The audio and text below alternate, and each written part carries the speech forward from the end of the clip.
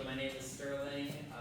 Like he said, I work at Archbold Biological Station. So we're down in Venus, Florida, kind of in the middle of nowhere in Highlands County. So a little ways, about 2 hours south of here. And so just to get an idea, who has heard of Archbold before tonight? All right, so good number of people. What about the Lake Wales Ridge?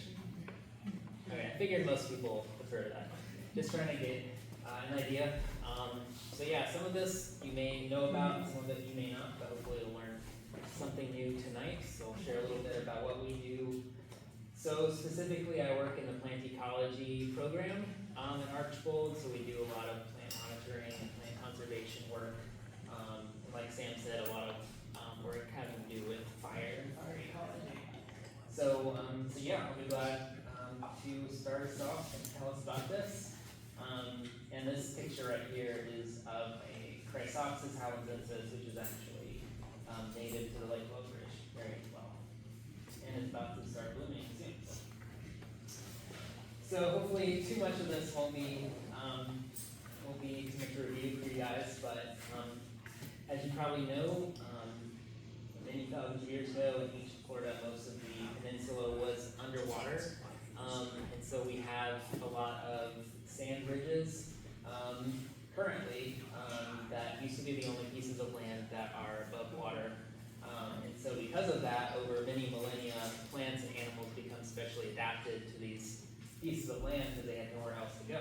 And now, once of course the waters have been receded for a long time, they still are adapted to those places. And so that's kind of what the reason why we have so much endemism. Oh, thanks. Yeah, so these are some of the main ridges, these 8. Of course, there's a lot of smaller ridges here. And so the number 8 here is the Lake Wales Ridge. And so that's right to the east of where we are now. And learned a little bit while I was making this presentation. Whoops, that's where we are now. Learned a little bit about the ridges on this west part of the Lake Wales Ridge. So I guess we're currently on the Lakeland Ridge. You also have the Winter Haven Ridge and the Lake Henry Ridge. They're sort of part of Lake Wales Ridge system. So might have a lot of the species overlap, but not necessarily all the endemic species.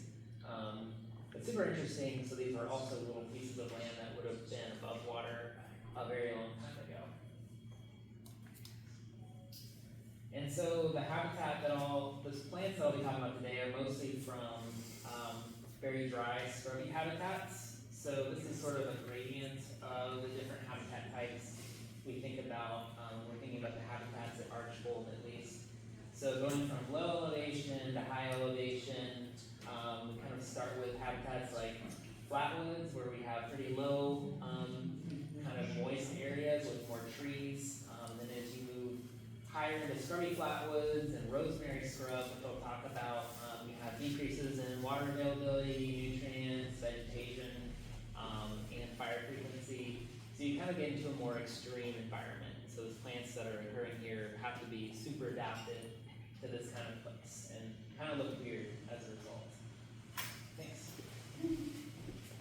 So, and like the title says, there's a lot of fire that is needed in this habitat. It's a regular occurrence of a regular natural cycle that has occurred throughout the natural history of Florida.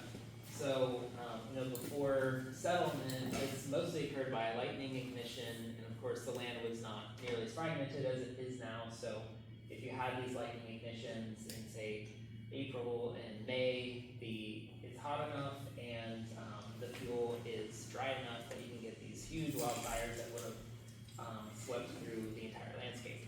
But nowadays, it's a little harder to burn our properties. So mainly how we do that now is with prescribed fire.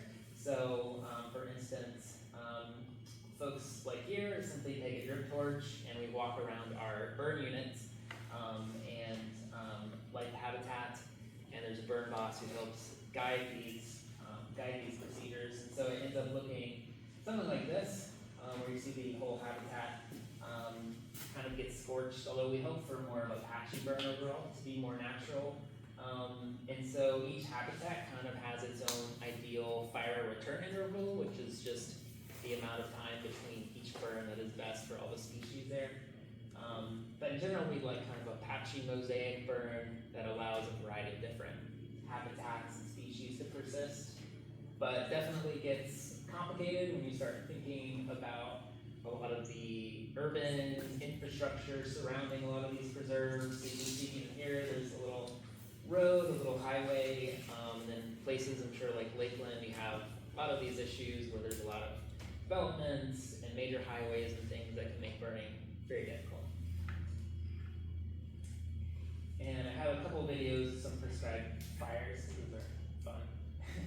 This is the one that we did just this last June, I think it was, at Archbold. So this is a habitat that actually was pretty long unburned on station. So that's actually a sand pine that's burning there. They burn really well. Yeah, very fire prone species. So they can get pretty hot at times. Did you topple those trees? No, I think that one had fallen naturally, but sometimes they have to, yeah. And then this one's just kind of interesting. So this was a fire on more of a kind of a ranch land, but it kind of shows how fire can actually alter the local weather a little bit. So this is a fire cyclone. It's sort of like a mini tornado. It's not like super destructive, but it just creates this like vortex because of this differences in temperature. So it's just kind of crazy. Yeah. So I was really excited when I saw that. So now start getting into the plants. So in the plant lab at Archbold, the main habitat we work in is called the rosemary scrub. So this is a scrub that occurs at the highest elevations on the ridge. It's probably one of the most nutrient depleted and driest, but it has a lot of really cool endemic plants. So as the name suggests, it's kind of keystone species. It's the Florida rosemary, which is this guy here. It's like a small shrub in the blueberry family. And in addition to fire clearing out the habitat, these shrubs have an allelopathic property, which just means they kind of clear out an area around their root system using poisonous chemicals, basically. And you'll probably be familiar with a lot of the animals that use this habitat and other scrub habitats that are very cool. Here's my scrub jay, gopher tortoise, indigo snakes, sand skinks, just to name a few of them. So what our plant ecology program does, we have a few branches that we work on. So one of the biggest ones is population ecology. So we do long-term demographic studies on endangered plant species. So essentially we follow individual plants for very long periods of time. So we have some studies for species going back to the 1980s, and we've been going back to them every year. So really long-term data sets, and we can see how these species are responding to changes in the climate, to changes in the fire regime, and all kinds of different factors. And so we also develop biodiversity data sets. So we take information on the different plant species at Archbold, and we've also started collections of fungi, so just mushrooms that are occurring there, and that's really tip of the iceberg kind of thing. And also lichen diversity, which is really interesting. And then of course this all feeds into our conservation practices, mainly fire, using that as a tool in the landscape, and also just knowing, prioritizing which areas to acquire for conservation and things like that. So these all kind of feed together, all that information feeds together. So I'll kind of introduce you to some of the really cool endemic plant species of the Lake Wales Ridge. So you may already know this, but endemic just means that it's unique to a particular place. So there's a lot of species that only occur in Florida, endemic to Florida, but there's also a lot of species that are endemic to just the Lake Wales Ridge, or very close to the ridge, and they stray out to these ridges as well on the west side. So for for this, we're considering it to be endemic basically if 90% or more of the occurrences are on the Lake Wales Ridge. And so currently we think there are 23 species that fit this category. There'll probably be more coming. They keep kind of splitting species and describing new ones. It's an exciting time. So yeah, I'll kind of walk you through each of these. So one of them is the Lake Wales Ridge lupin. We're kind of developing a name for that, so if you have any ideas, let us know. Scrub lupin, sand lupin is all taken, so we're thinking about that. Lake Wales Ridge lupin's a bit of a mouthful, so. But that is Lupinus cumulicola. So you can see that in our yellow sand habitats, and that actually blooms around February, March. It's a really nice, makes really nice blooms around that time. Probably annual or perennial, but we just started a demography project on that. And we have the scrub plum, which is related to plum. It's in Prunus geniculata. It's a really small, like geniculate, kind of zigzagging plant that looks bare a lot of the time, but it produces these really nice little rosy looking flowers in the spring, more like February. And then Luton's milkwort is a really rare one that occurs also in yellow sand habitat. Used to be called Caligula lutonii. And Chianthus pygmaeus, which is a pygmy fringe tree, is another February, March bloomer. And all of these actually are in more of yellow sandhill habitat, which is kind of a separate category from rosemary scrub. Some other ones are Britain's bear grass, which is in the asparagus family. Makes really cool rosettes and these tall fluorescence blooms, almost like a agave. And we have scrub St. John's wort, which barely looks like a plant. It's kind of like this little twig, very different from other hypericum. It does have leaves, but they're extremely tiny. And then scrub blazing star is definitely a showstopper. Just has these bright pink flowers. I think it just probably finished blooming this year. And then scrub spurge is an interesting one that maybe isn't as well known. That one's actually endemic to just Highlands County. So it's a euphorb. It's a succulent, and so there's a lot that we still are learning about it. The populations are kind of weird. They're like separated male and female, so they're not great at reproducing.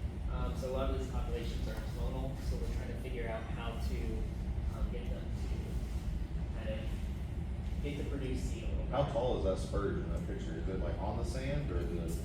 Yeah, it's on the sand. Yeah, it's a little bit weird perspective. It's probably only like that tall. Oh, okay, but it doesn't Yeah. stick out. Yeah, it's very, the leaves can be pretty green, and then the margins are usually a nice contrast red. Yeah. So, yeah, no, I'll it's a have to really, keep an eye out for that. yeah, most of these plants are pretty miniature sized. Most of them don't get above like that tall. This bear grass might be the exception when it's flowering and can maybe get that tall, but most of the time these are very, very small. Yeah. Does the scrub spurs, do they look different between the male and female, or is it just? Yeah, that's a good question. I don't know that we've like precisely studied that, but I don't think there's any obvious differences. Yeah, we look at like, it's kind of hard to see here, but these like tiny little flowers are specialized, and we look at those to see if they're male or female. It's called like, technically it's like andromonaceous or something. There's a lot of weird terminologies with that. But yeah, we usually try to classify them usually in different areas. They're all just either the andro male types or the female types. And so, yeah, future conservation efforts, we'd love to see if we can get them to cross more, because I've seen maybe one seed in my entire time here. So, yeah, happy to take questions while I'm doing this. You mentioned on the last slide the phrase annular perennial. Yeah. Could you explain that, please? Yeah, so I think that was for the lupin.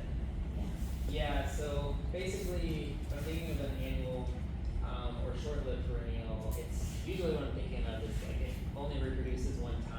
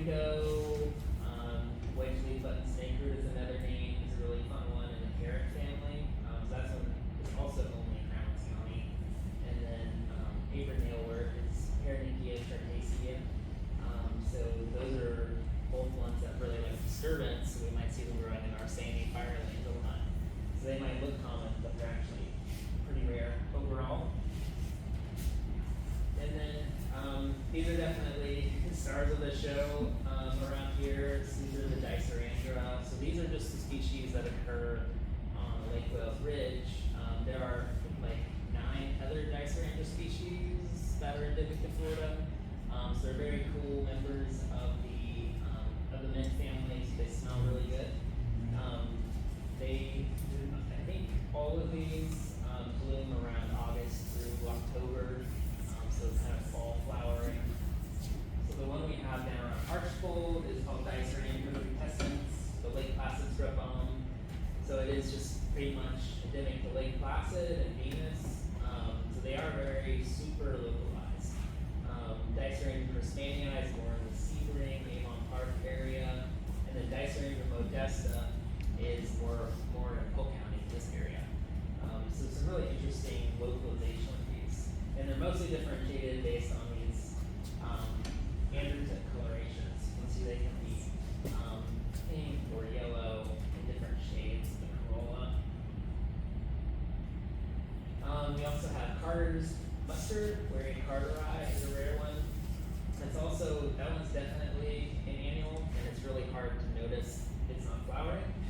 It's really tiny, probably doesn't look like much, but it does produce these nice white flowers in the fall, and these long leaves, which sometimes remain on the plant. Another one that sometimes people haven't heard of is called the scrub grape, which you probably are familiar with the muscadine grape, but this is sort of its own subspecies of that, which only occurs in the scrub on the Lake Wales Ridge, and it's like a much reduced form of it that almost looks like a shrub. It's not really even a vine. So that's kind of like a newer sort of species concept that's getting developed.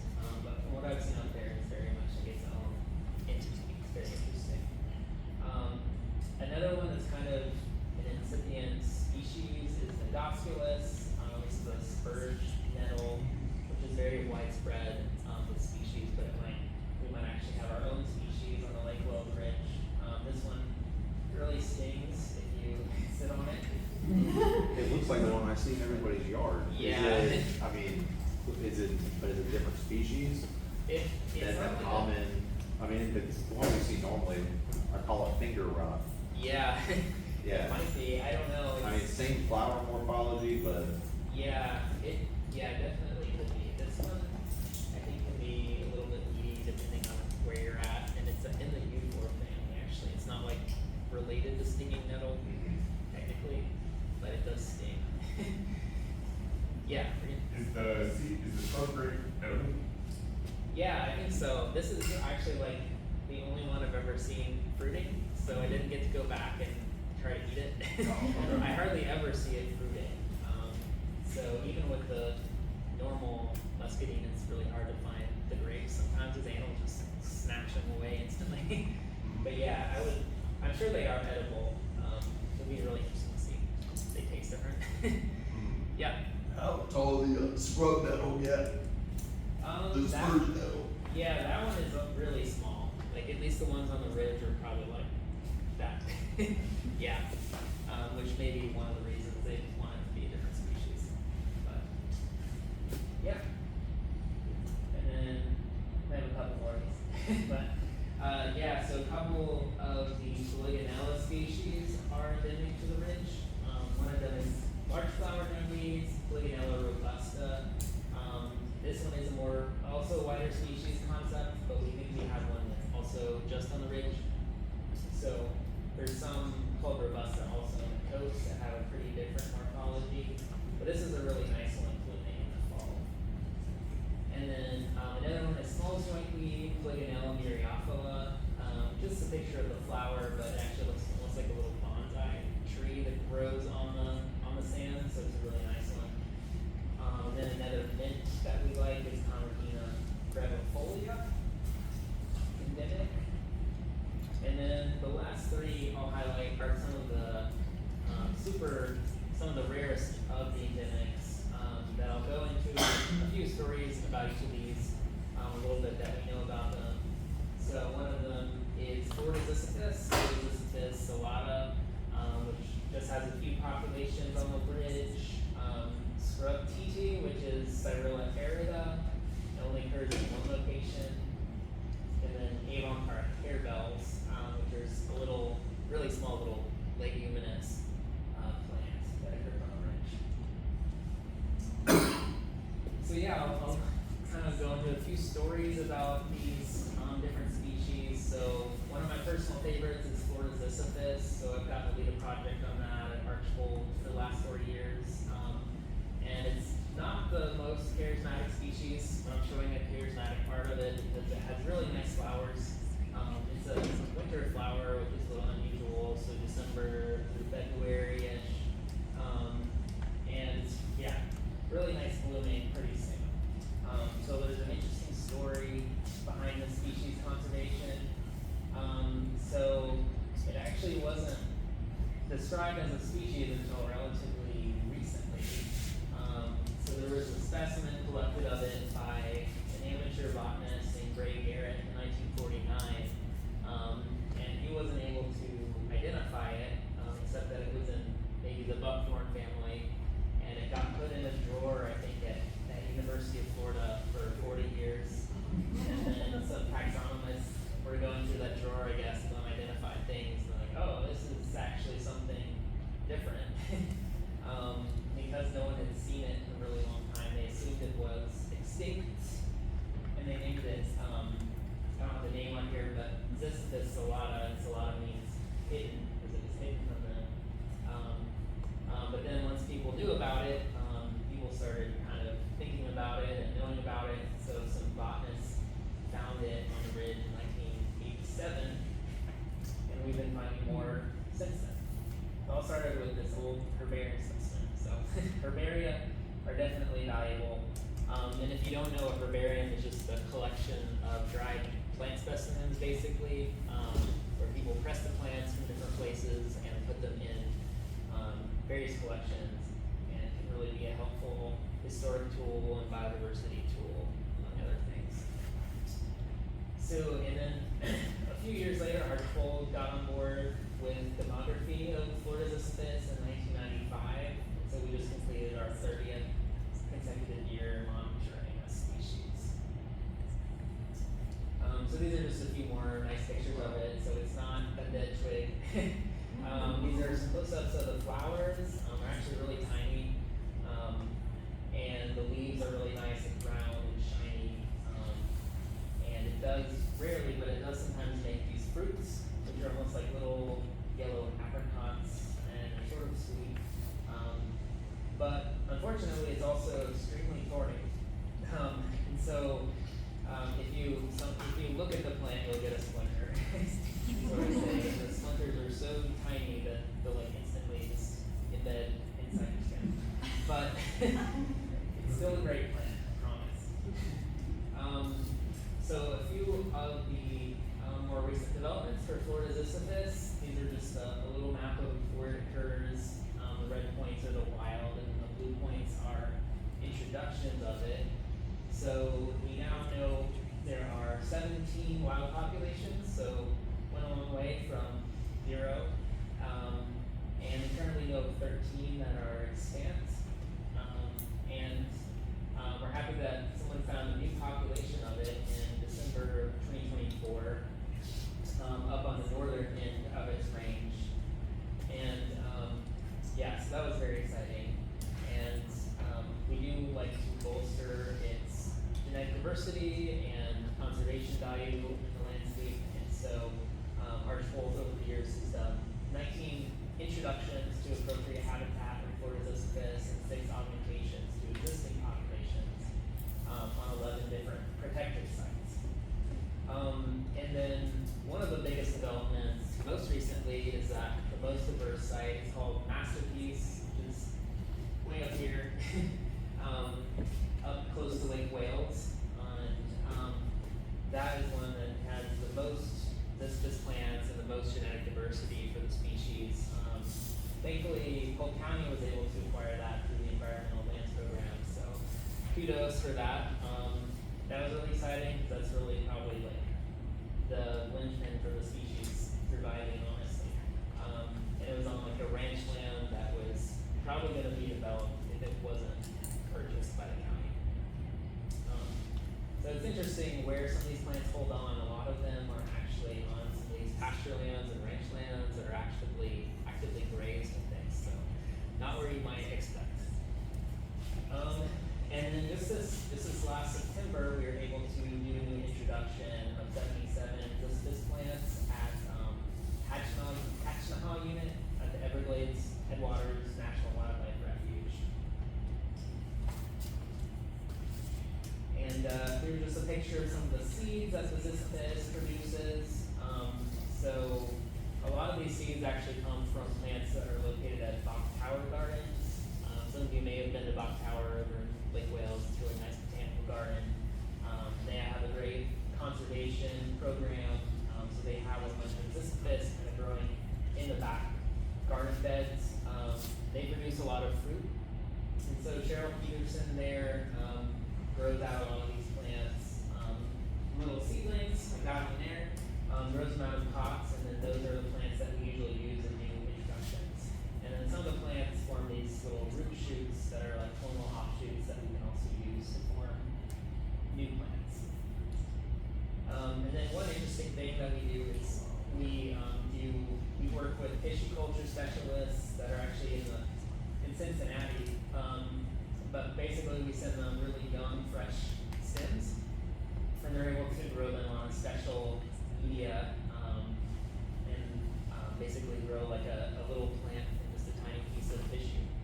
So it's kind of some interesting stuff, and they've been perfecting that technique for a long time. So yeah, so the next species that is really interesting and super rare is the Avon Park harebells. So that's Crotalaria avenensis in the legume family. So it's a super tiny little herbaceous plant, but actually has a pretty well developed underground root system, so it's able to re-sprout. So this one is actually only found in 3 wild populations, and one of them is actually in a rapidly developing neighborhood on the sides of the roads, unfortunately. So we're working on saving those. And fortunately, we have been Archbold has been doing introductions of this species to Silver Lake, which is a property at the Lake Wales Ridge Wildlife Environmental Area, which is run by FWC.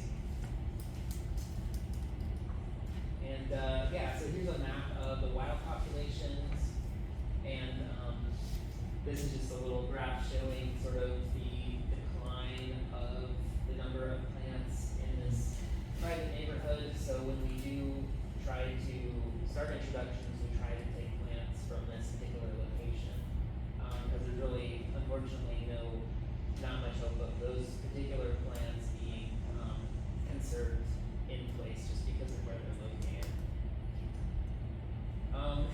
And even at some of the nice wild protected sites like Carter Creek, we do have some interesting complex situations developing. So in this case, we have, this is at a protected FWC area, but we had to put fencing around one of these populations, because this is a mega parcel, which I just learned some of this terminology, but basically it's like a large preserve, but there's still private pieces of land inside of it. So someone came basically in the middle of the scrub and decided they want to develop their little quarter acre, which happened to be right next to these harebell plants. So it makes things extra complicated. So whenever we go out there now, the dogs are barking at us and stuff. So, but we still do it, and it's yeah. So we're glad the harebells are okay. But it's yeah, there's different things that you don't necessarily think about, and will certainly make like fire application a little more complicated. So yeah, so this is why we do new introductions of this species in different places. So Silver Lake has been a really good site for us, and we've had some really successful introductions that have survived and even started to multiply. So basically we take cuttings from the wild populations, we try to take a diverse number of cuttings from different plants. And then Cheryl Peterson, who I mentioned at Bach Tower Garden, is great with horticulture, so she grows them out in pots, and then once they kind of develop, we put them out in the wild population. Usually in the summer rainy season, to help them get that extra amount of water to sort of establish in the habitat. But we do try to put in some extra measures to help irrigate the plants. So one of them are these things called water boxes, which are basically just boxes full of water that have a special mechanism that you just kind of like irrigates the plants passively. So we're trying a few different introduction methods still.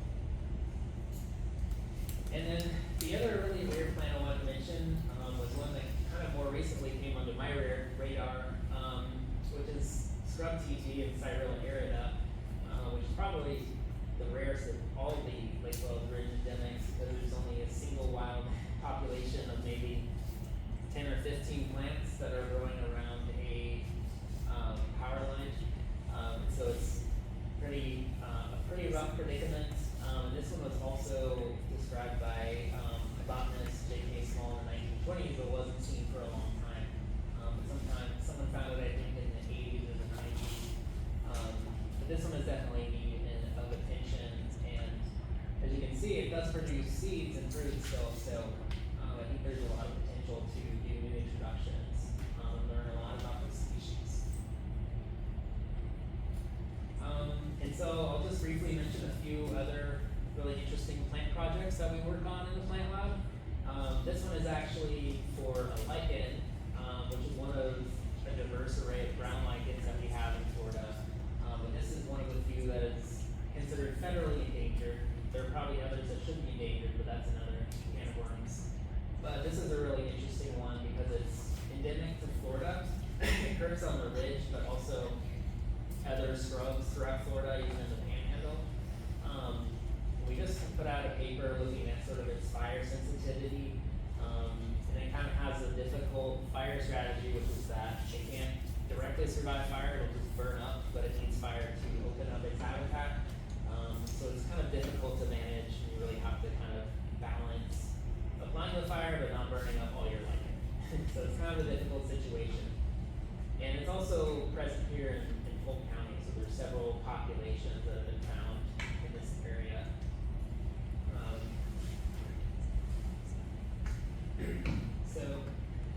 Excuse me.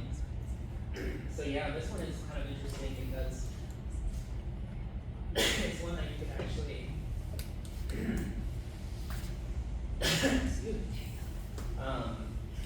potentially find in the habitat. You actually have a decent chance of seeing it because it's so small and kind of inconspicuous that it's easy to miss. So new populations are being discovered. So one population was actually discovered like just last week in Sebring on a protected property, thankfully. So sometimes if you're just looking down at your feet, yeah, just notice the lichens and see if one kind of looks like this. So how big is that? That is, Like yeah, this is a order. big picture, but it's actually like that big. Sometimes you might see it as like a single fragment like that. Other times it might be like a larger kind of mass, like that big-ish. So yeah, so this species is distinguished by these folds, perforations, which are gonna be like pretty regular in every branching point. And if you look really closely, you can see the skin on the lichen is like very shiny, smooth. And there's another lichen that looks kind of similar to it. But the one that's a little bit of a lookalike is the jester lichens. This is Cladonia leporina. So this is one that gets confused a lot, but certainly if you see these red fruity bodies, it's not perforata. And it also tends to, the jester lichen tends to be more bright green and kind of rougher overall. But yeah, you're always welcome to contact us in the plant lab if you think you might have found this. It's a really cool one. And then a couple of species I'll just mention are ones that were more recently described or recognized as species. So one of them I mentioned was the lupin, Lupinus cumulicula, which is pretty much exclusively on the Lake Wales Ridge. And they kind of distinguish these both with genetics and also with some morphological patterns. So I think one of these is the shrub formation and also the particular kind of hairiness pattern on the species that distinguish it as the Lake Wales Ridge species. So this is one that we actually just started working on as the plant lab officially, since no one has done population monitoring on this species. So we're interested in seeing if the species is truly annual or perennial, if it's forming a seed bank and how it's kind of responding to prescribed burns, if it's actually benefiting from them, jumping back. But yeah, like I said, I'm sure see it. It's also, I've seen it a lot around Polk County and like Wales, and yellow sand habitat. You probably can see it on 27 and stuff around March. There's a lot of it out in Bellini. Yeah. I'm assuming that's the same species It then. probably is. Yeah, most of that on the ridge is Oh. Native species. And so it's just recently being, like, how recently described as its own independent species? Last year, Wow. pretty much. Wow. It's a little bit of a interesting situation with the taxonomists, because there's two camps of people who are more splitters and lumpers. But I think it's kind of being accepted that this is its own species now based on the prevailing evidence. So some already believed that it was its own species, but it's kind of being more accepted. Yeah. That the species name, or the genus Cumicula, how do you say it? Cumulicula. is how I see say that it. on a bunch of your scrub species. What does that mean? Yeah, it means like dweller on a mound or something. That makes sense. Which is, yeah, it's on a hill, on a sand hill, so, yeah, we see a lot of that. A lot of Arenicola, it's like sand dweller or something. Yeah, I think cola means dweller. And then this is just kind of an excerpt from the paper that, came out that really looked at the genetic work on this, and this is just kind of, a sneak peek at, the different lupin species that they were describing, so it wasn't just one on Lake Wales Ridge, there's also some from West Florida, Atlantic Ridge, and I think one kind of from this area as well.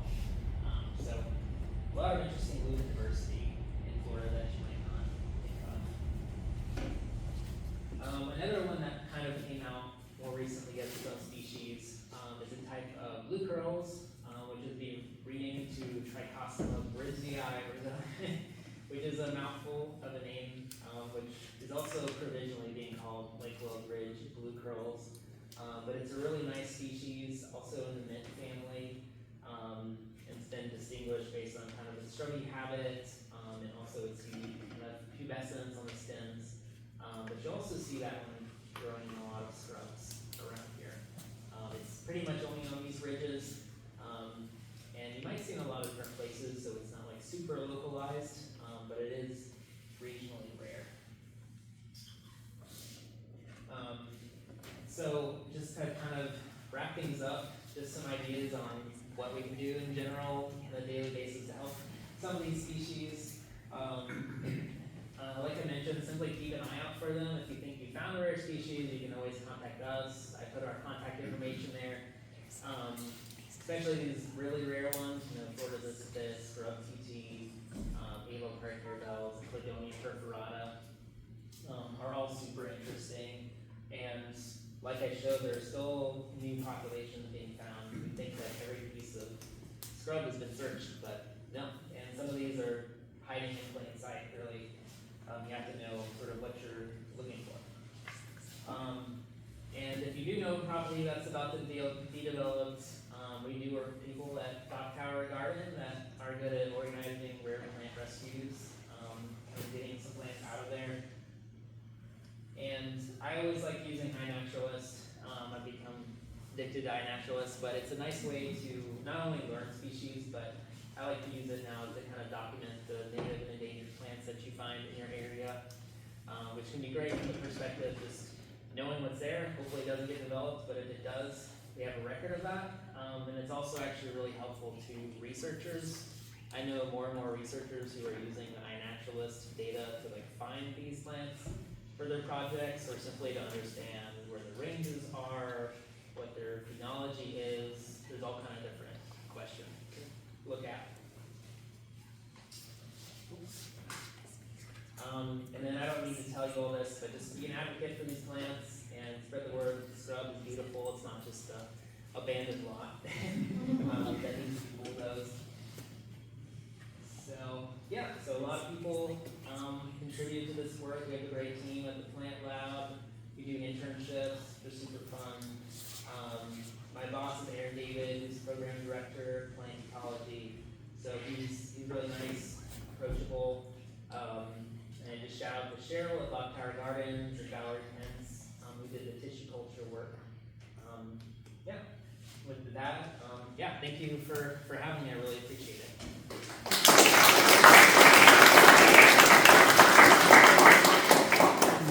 Yeah.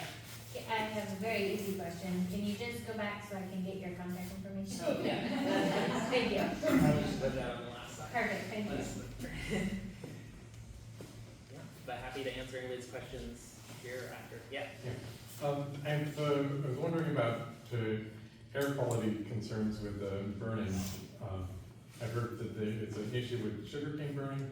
What about with scrub burning? Yeah, I don't know if, I haven't heard a lot about people being concerned with the air quality with the scrub burning. I know definitely like having smoke blowing over roads and properties is obviously bad. And I know like the land manager always has to confer with like forestry. Florida Forestry, I think, is kind of like the overlords, for the lack of a better word, over whether or not you can burn. And I think part of that is how badly it's going to kind of pollute the air. In a sense, I think there needs to be like some degree of wind flow. So it's not just like sitting in the air like a smog. But yeah, there's a lot of factors that go into burning. Probably wind direction too, whether it's gonna blow into the neighborhood or it's just gonna Yeah. blow through the plants. Yeah, definitely. Gonna avoid houses and roads as much as possible. Yeah. Are there any regulations that a developer has to do a survey for rare plants and notify somebody to rescue them, or? Unfortunately, not for the plants. Yeah, you have the gopher tortoises and I think sand skinks that are actually regulated, but for the plants, there's no actual legally binding. What about the cutthroat grass? There's a lot of like development restrictions on that. Oh, really? Yeah. Cause I wasn't aware of, any of the. I know around like the Avon Park area Okay. where those seepage slopes are, they won't let developers, build up Okay. there. So That's I good mean, to know. yeah. Yeah. Yeah. Might be a wetland water thing and not necessarily. Like a That's habitat true, kind they of could be thing. using it as wetland mitigation. So there's really nothing that you know of where, plants are the main focus of, prevention for the development. Not that I know of, not that like the developer would usually pay attention to anyway. Like we get them, state listed and federally listed is nice, but like it's not gonna prevent a developer from Huh. bulldozing it, unless there's a gopher tortoise right Yeah. next to it. Or even then, maybe not, but. So it's really like endangered animals are gonna be really the only concern, Yeah, from a policy standpoint, we would love it if the plants got a little more respect, at least some of them. Yeah. Actually, the state doesn't actually have to do that. The city could do that in their land development code, requiring a survey of Okay. rare plants and list the species. Yeah. That you are interested. I don't know if you have any contact with that kind of thing, but it's possible to do that. Yeah, If you get a city manager, for example, who's on your side, so to speak. that'd be great, yeah. I don't know if Lake Placid would be on my side for that, but that'd be worth a try. Yeah, because, local government could do something about it. If the community, can raise enough awareness and bring enough attention and annoy, your mayor, your city commissioner enough, that's how those changes happen. People like us being involved, they're not gonna care unless, we make them think they have to care. And the Polk County, Environmental Lands Program has really been an inspiration to us too, because we've been working with them and with Ziziphus properties and stuff, and that's been great that they've been able to acquire new properties, because once it's in conservation, it can't be developed, so that's the ideal. Yeah. Isn't it interesting, there's, awareness and concern for the endangered species, but not for the plants that sustain them. Yeah. Because you can't have one without the other. There's a lot of disconnect there, I think. I don't know, unfortunately, it doesn't seem like a lot of the policy and regulations are based on like ecological science, but, yeah. Do you know if there's any effect of, on the scrub flora from climate change? It seems like the storms have been more erratic. Yeah, I definitely think there's gotta be some. Surprisingly, I don't think there's been a lot of direct studies on that. I think probably the fire regimes have been changing. I think it's probably more difficult to burn from what I hear, because the weather can be more unpredictable. Just crazy winds or something going on, or more droughts. So the more unpredictable that is, the harder it is for burn managers to actually successfully burn properties without causing issues. Yeah. Hey, Sterling, is there anyone else out there with propagation other than Cheryl? I'm sure there are. Yeah, Cheryl's just kind of a person that we've historically worked with, and she's relatively close to us, about an hour away, at least at Bach. But I'm sure there are people who do that or would do that, but. Well, the Plant Conservation Organization, Fairchild is part of it, Atlantic Botanical Garden is part of it. Yeah. But you're not just gonna have some random person doing stuff from any scientific lab kind of stuff. Well, most of Cheryl's work's volunteer based, and so it's, there's not a lot of people leaping at the opportunity to do it. There's not a lot of money in it. Right. And we, I don't know if anybody attended, but the chapter did do a behind the scenes tour of Clock Tower Gardens, and we got to meet Cheryl and see actually the Ziziphus plants that they were growing out there. She taught us a little bit about the relationship between the Ziziphus and the gopher tortoise. Yeah, how that's the a really cool fruits, story. yeah, they're having to pass through the digestive system before they can germinate, and so I mean that's part of that ecology, Right. Gopher tortoises probably aren't dependent on the Ziziphus, but that is a food source they've lost through, that plant going extinct, or, Yeah. on the road. Mhm. Yeah, so it does take a lot of expertise to know how to grow these endangered plants, or being willing to spend the time to develop the protocol to grow them. It would take a while. How did y'all end up using the lab in Cincinnati for your cloning? Yeah, that's a good question. I don't really know. That was years ago. I would imagine, maybe someone was at a conference or something, and they were like, "Oh, do you do tissue culture?" And then the rest is history. I wonder if you guys can call AgriStarts. Who is that? Oh, you don't know AgriStars? Oh, they do, all the small tissue culture. Oh, really? I don't know, I've never seen like rare or endemic plants, but No, but I mean, natives for sure. Yeah. Okay. Yeah, it seems like more and more, I'm hearing about more and more tissue culture things. So, definitely a cool option, because a lot of these plants don't like to reproduce. You might have noticed that pattern. So cloning them is one way to do that. I'm sure it takes a lot of space and intensive resources to maintain these small plants, Yeah. Could you give us an idea of what the cloning process is like? Like, is that mostly done in a test tube, or are they in soil?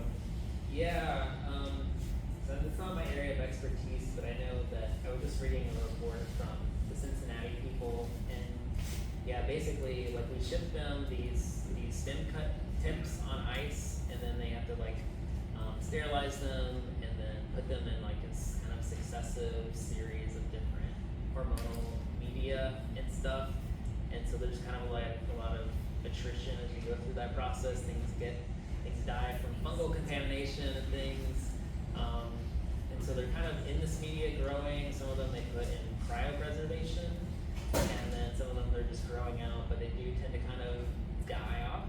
So it's a really hard kind of development of developing this protocol for some of these rare species really don't want to be grown. It'd be better if you could just plant the seeds. Yeah, sometimes just straightforward is better. Yeah.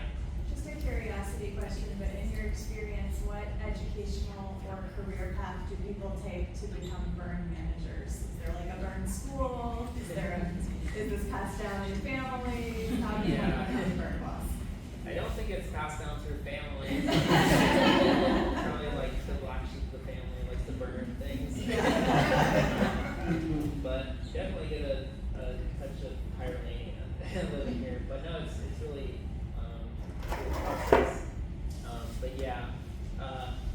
so our burn manager, his name's Kevin Maine, and I think he started off probably in forestry, and just land management in general.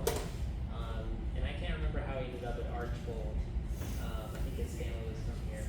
And then going into land management and stuff, like fire is just a natural part of the management here.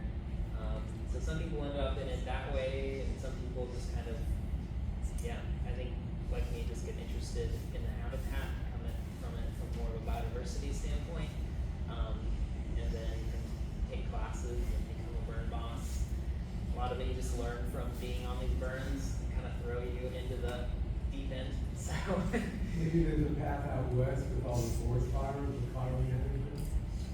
yeah, Some training out there. yeah, definitely. The fires out there are really intense compared to here. Yeah, super cool stuff. Well, yeah, so thank you guys for letting me talk, and yeah. Thank you for coming and teaching us. Yeah, happy to Great. correspond further. Yeah, I gotta say, I'm definitely excited to go see Archbold. Anybody else inspired after today's talk to go see some of these plants? I mean, Yes. yeah. That's the last question. Can we schedule a field trip? He's already confirmed, don't worry. We don't know if he'll be I hosting. personally confirmed. Yeah. No, but definitely February, we might see some of the lupins. And what were Yeah. the other species that you said might be February? Yeah, there's well, we don't have a lot of those, but, pygmy French tree, yeah, There. just some cool ones. It'll be exciting, and as always, we'll have someone to guide us. Maybe not Sterling, but Yeah. we'll get somebody out there and they'll be able to show us the locations, you know, where they know things are driving. You even mentioned we may get trucked out to Yeah. specific sites if it, you know, is difficult for some people to walk, which sometimes in the scrub, it can just be difficult to walk through that. Walking can be rough. Yeah. Walking in the sand and also getting stabbed by things. Yeah, that's why Ziziphus has gone extinct. People just kick it Yeah. over. It's down. Try to touch it, like, no, you gotta go. Yeah. Well, that's great. Thank you so much for coming out. Thank you everybody for coming out. I don't really have anything else for us tonight. You know, we're still a little bit early, so does anybody have any wonderful gardening moments from the week, or a nice trail that you went to? I just want to hear one story from somebody out here. Yeah, somebody share some good trails. That's Yeah, what I want. what's a trail that you visited most recently that you enjoyed? Some of y'all, I saw you last weekend at Bellini, so I already know that. What was accomplished at the BioBlitz? Yeah, what was those species that y'all saw out there that you documented? All three of y'all were there. I was teaching, I didn't get to BioBlitz. Ah, I think our naturals has a certain summary of how many species there either Paul, y'all didn't get to. I love the birding, that was Oh, fun. okay. Yeah. I broke out the binoculars for the first time in a while. Okay. Someone actually showed me how to use them, so. That's the benefit of going out on these community hikes, is that there's a lot of knowledge to be shared. You know, everybody's a wealth of information. We had some longtime members come out with us to Bellini last weekend. And that was a BioBlitz that was hosted by Conservation Florida. So if you didn't hear about that, it wasn't our event. We did have a little bit of publicity about it, but most of that was put in through, I think the extension office did some advertising, and then just a little, yeah. But it was a good turnout. And if you haven't been to Bellini over by Lake Marion, it is a wonderful preserve.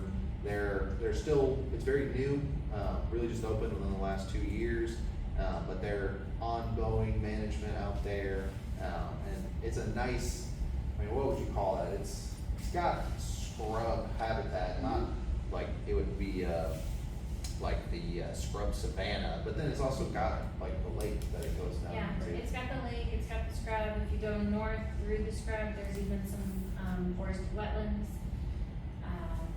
It's about 640 acres. Yeah, very diverse, real nice trails, so. And I found the project, so Oh, okay. there were Good job. 286 observations with the BioBlitz of 16 observers, which was only about half of the people who Looks like went. 16 people, yeah. A lot of people were there just for the education. So, Yeah.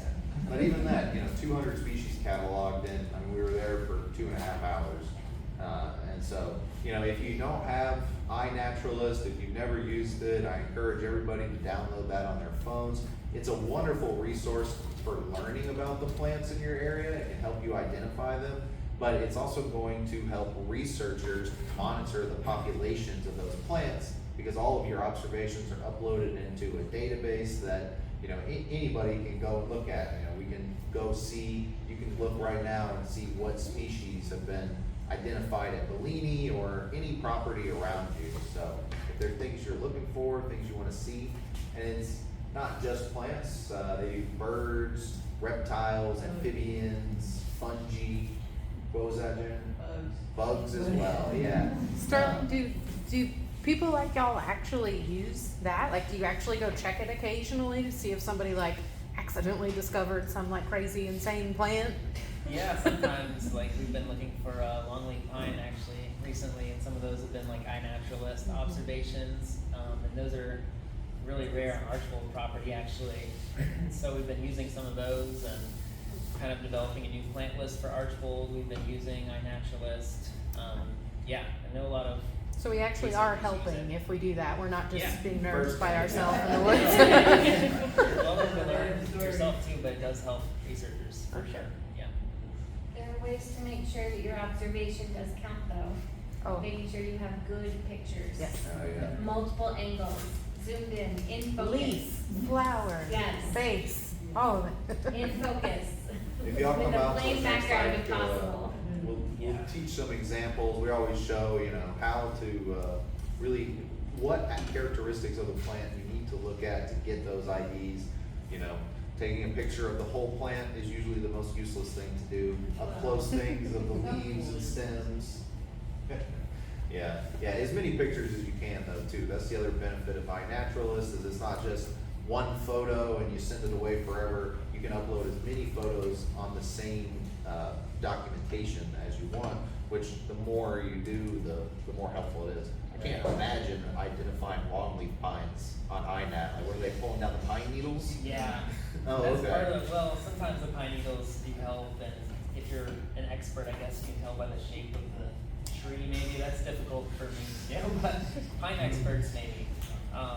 Yeah, but that's, and we go out there sometimes to ground truth things too, if it's like a really cool observation. Yeah. Nice. Yeah, and the rare, like the endangered stuff will get automatically obscured by iNaturalist, one thing to keep in mind. And you can obscure it yourself to any observation. So, yeah, I think there's ways to share your locations with like conservation organizations to, if that's something you decide to do. But obscuring it would be so people couldn't come poach those rare Yeah. endangered plants. Yeah. Yeah, that can be a big problem. So, but there is still a way to let the conservation organizations know, even though it's not available to the general public. Right. That's So you good have to to know. directly share it with those organizations, but, yeah. Yeah, so if you find anything that you think is really rare, just send it to them. The closest biological society to you, because maybe y'all get a ton of stuff every day, but I'm sure it's all interesting. It's Yeah. worth looking through. If I saw a new Ziziphus observation by surfing iNaturalist or something, then I might reach out to that person and like, where'd you find this? Like, I'm not a poacher, I promise. I don't think anyone would want to poach Ziziphus, but I don't know. Good luck Maybe digging that Venus up. did. Yeah. No, but it's all a community effort, and just y'all coming out tonight to learn about this is very powerful for the community. Just for them to see the interest that people have is the reason you do this work, right? Yeah. No. It's great. That's great. Unless anybody has anything else they'd like to bring up, I think we're gonna adjourn for tonight. Thank you all for coming. And we will, it's a walk back and it is gonna be dark. Oh, yeah. We were told that there might be some tram service to get you back to the parking lot. They did say they would have tram Yeah. available, We so might have if to you round them up needed to a get down tram, here. we should have it. If not, it's a nice chilly night. If you, is there anybody that really wants to She's got it, train to I know. get